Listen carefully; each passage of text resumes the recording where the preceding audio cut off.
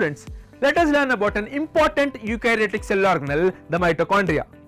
Mitochondria plays a critical role in the generation of the metabolic energy via aerobic respiration, and the energy is generated in the form of ATP, the adenosine triphosphates.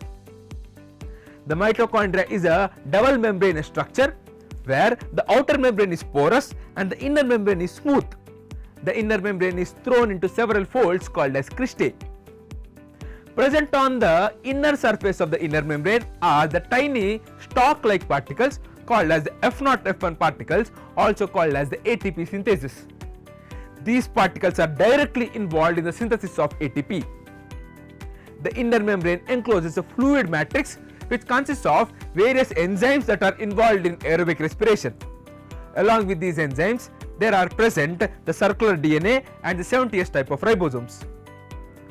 Though the mitochondria has its own DNA, it is still dependent on the genomic DNA or the nuclear DNA for several of its functions. This makes the mitochondria a semi-autonomous cell organelle.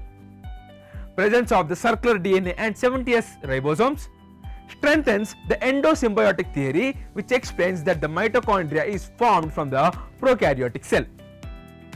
To talk about the function of mitochondria, mitochondria is involved in the aerobic respiration.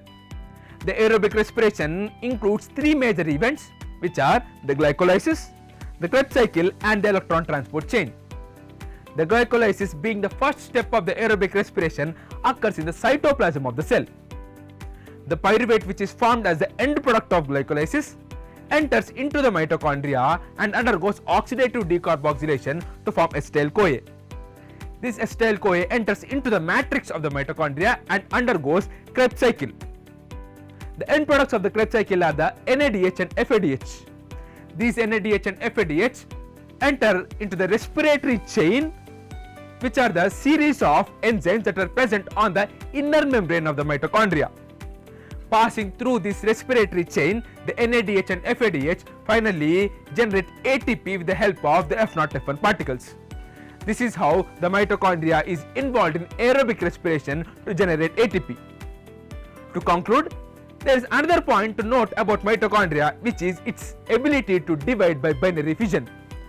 During cell division, the mitochondria divide by the binary fission and accommodate themselves to the newly formed cells. These are the details of the mitochondria. Make your concept stronger and stay ahead in your learning journey. Join me and other subject experts on the Turuto app for daily free concept classes. Download the app now.